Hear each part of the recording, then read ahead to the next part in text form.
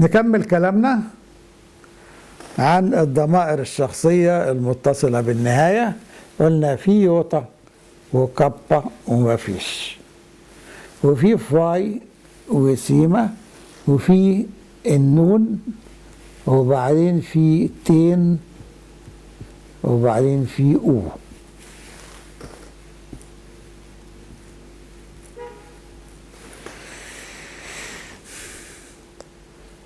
الضمائر الشخصية ديت اللي أنا كتبتهم ممكن إنها تتصل في نهاية فعل. إحنا اللي خدناه قبل كده كانت متصلة بنهاية حرف جر اللي هو هيجين، وشلنا نهاية هيجين وحطينا الجذر اللي هو هيجو وزودناهم عليه يوطا كبا إلى آخره. دلوقتي احنا نقدر نحطهم في نهاية فعل. قبل ما احطهم في نهاية الفعل نعلق الورقة اللي هم مكتوبين فيها تاني وبعدين نحطهم.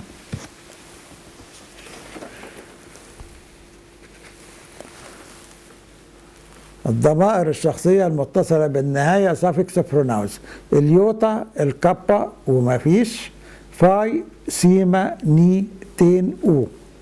بتعبر عن المتكلم أنا حرف اليوتا، عن أنت الكابا. نشيل الكابا تبقى أنت، الفه هو، السين هي، النون إحنا، تين أنتم، أوهم. لو جبنا دلوقتي فعل زي الفعل طامو. طامو يعني يخبر أو يعلم أو يوري. لما بنيجي نشبك الضمائر الفاعل بالفعل ما بنقولش انسف طامو، انسف طامو، ديت غلط.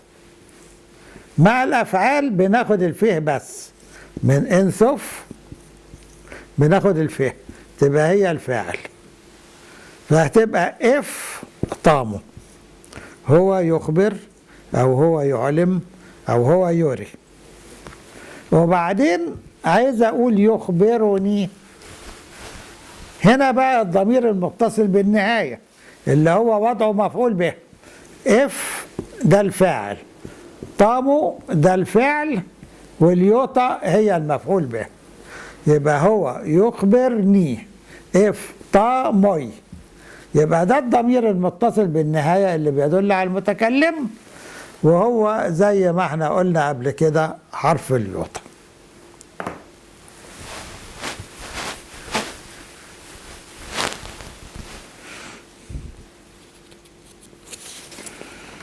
الورقة ديت فيها تكرار للي احنا قلناه دلوقتي. نفس هذه الضمائر يمكن أن تتصل بنهاية بعض الأفعال كمفعول به. مثلا لاحظ الحرف يوطا الذي يعبر عن المتكلم في نهاية الفعل طامو، وهنا في اتكررت نشيلها. هو يخبرني، اف يعني هو، وطامو ده الفعل اللي بيدل على الإخبار، واليوطا هي المفعول به. اف طاموي هو يخبرني. على فكرة في العربي لما بنقول هو يخبرني الضمير المفعول به هو الياء، انما النون دي زايده. اللغات ساعات بتزود حرف كده يعني لتحسين النطق.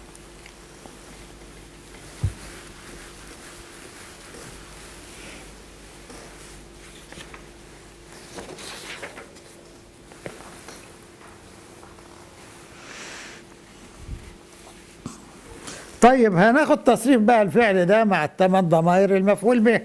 الضمير الفاعل عندنا هو اف في كل الحالات هو، والفعل ثابت اللي هو طا مو. هنيجي على المفعول به.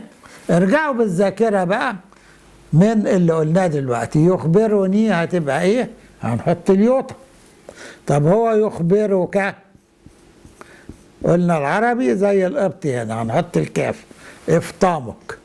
وبعدين هو يخبرك بنشيل الكاف تبقى افطامه يبقى عدم وجود ضمير في الحتة دي ده معناه انه بيكلم واحدة ست.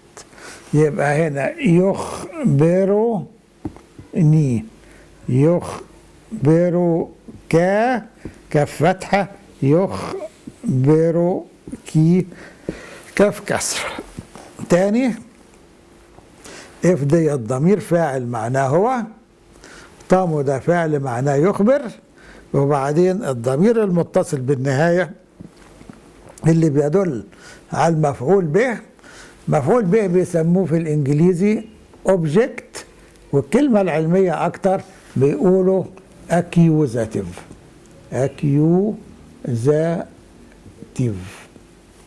accusative اللي هي حالة النصب او حالة المفعول به في العربي. والفعل ديت subject اللي هو الفاعل او المبتدأ اللي هي ديت، وديت برضو ليها اسم علمي بنقول nominative. نو دي ان، مي ناتيف. عشان انا عارف ان في ناس كثيرة في الخارج هتتابع الدروس ديت، والمصطلحات دي ممكن تنفعها لو قرت في كتاب بالانجليزي. تاني، هو يخبرني، اف طا موي، يبقى السبجكت اللي هو اف، الفيرب، فيرب يعني فعل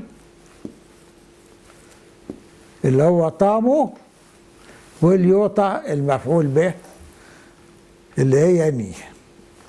مع انت ده ثابت، اف طامو هو يخبر، والكاف اللي هي يخبرك، اف طامك، واف طامو يخبرك.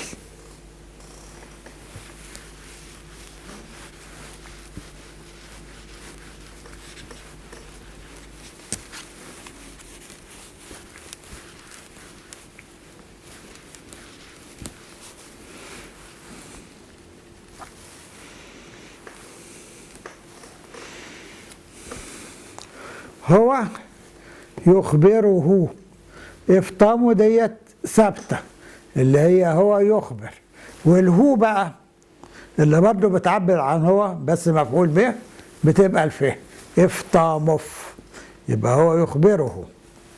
وهو يخبرها قلنا السين بتعبر عنها تبقى افطامس، هو يخبرها. طبعا دي بتبقى قريبه، انا بعتها بس عشان اوضح لكم. يبقى هنا افطامف وافطامس، يخبره ويخبرها.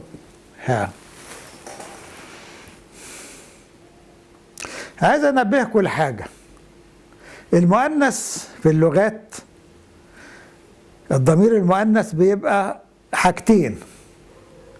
اول حاجه مع المخاطبه انت، وتاني حاجه مع الغائبه هي.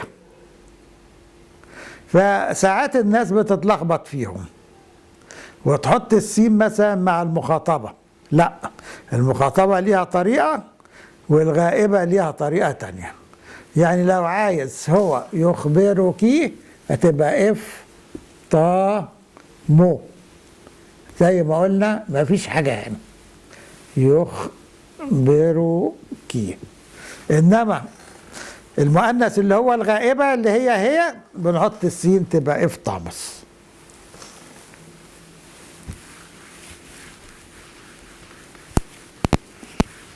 يفضل الجمع بقى، اف طا مو، وناها تبقى ايه؟ قلنا زي العربي النون، افطامن. انتم تبقى تين، افطاموتين، وهم تبقى او، افطا مو او. يبقى يخبرنا، يخبركم، يخبرهم.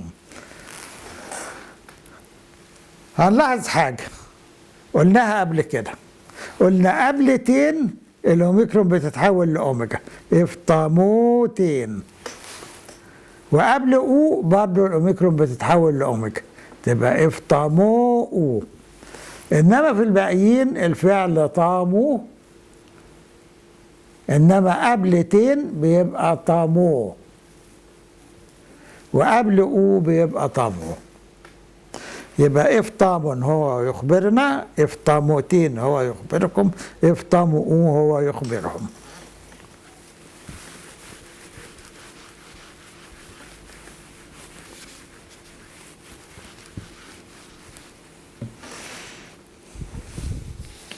تحط الورقة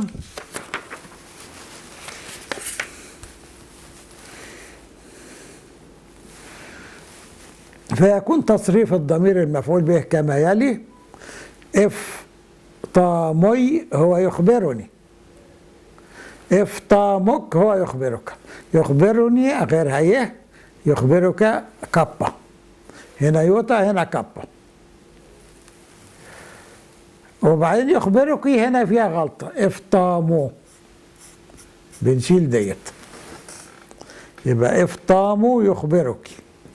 وبعدين إفطامف يخبره، إفطامس يخبرها، إفطام يخبرنا. يبقى عندنا اليوتا معناها أنا، الكاف أنت، كاف بفتح، وبعدين بنحط لها كبة، وبعدين هنا الأنتي بتبقى بنشيل أي حاجة موجودة تبقى طامو، الجدر بس اللي موجود. يخبرك اللي هي الكاف بكسرة في العربي. يخبره إفطامه في الفه، ها إفطامس السين، نا إفطام النون، أنتم يخبركم، تين تبقى كم، هم يخبرهم، يبقى أو تبقى هم. تاني إفطامي، إفطامك، إفطامو، إفطامف، إفطامس، إفطام، إفطامتين، إفطامو.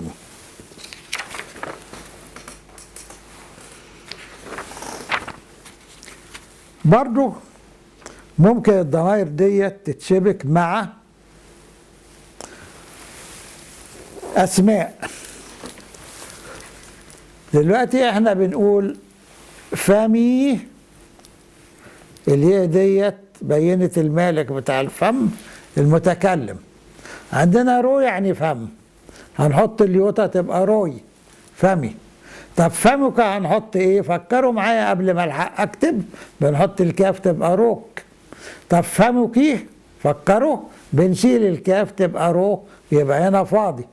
فمه طيب تبقى روف عشان الفه معناها هو، فمها تبقى روس عشان السين معناها هي، فمنا تبقى رون، النون معناها نحن. طب فمكم تبقى روتين، وبعدين فمهم تبقى رو او.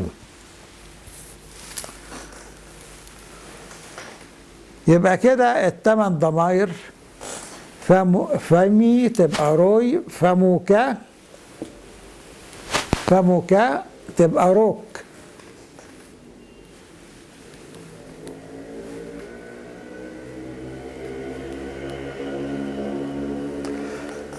فمك تبقى رو،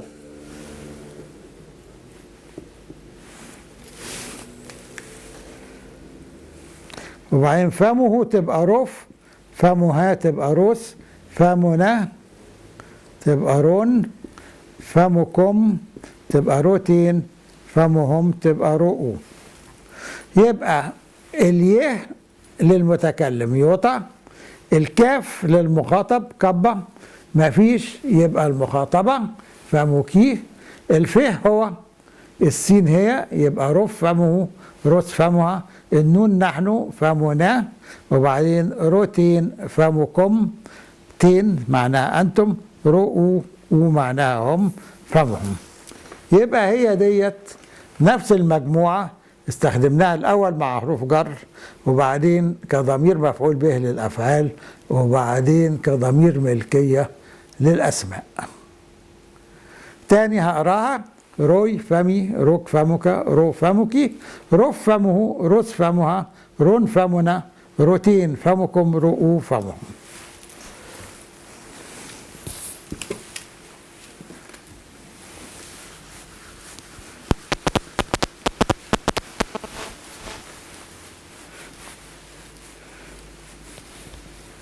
عندنا تعبير ممكن نحتاج له في الاستخدام في الحياة. كا يعني اترك، كاروك يعني اترك فمك. هنا مش مقصود الفم نفسه، هنا الفم بيرمز للكلام، يبقى دع الكلام او اترك الكلام معناها اسكت، كاروك. طب لو عايز اقول اسكتي هقول ايه؟ تنفع كاروك؟ قلنا لا، اتركي فمك، يبقى فمك من غير الكاف، كارو. طب اسكتوا، اتركوا فمكم، تبقى كاروتين، يعني اتركوا الكلام او دعوا الكلام. ده تعبير، كل لغة ليها تعبيراتنا. فانا عايز اقول لواحد كاروك يعني يفهم ان انا عايزه يسكت، ولما اقول لواحدة كارو تبطل الكلام، ولما اقول للمجموعة كاروتين يسكتوا. كاروك اسكت، كارو اسكتي، كاروتين اسكتوا.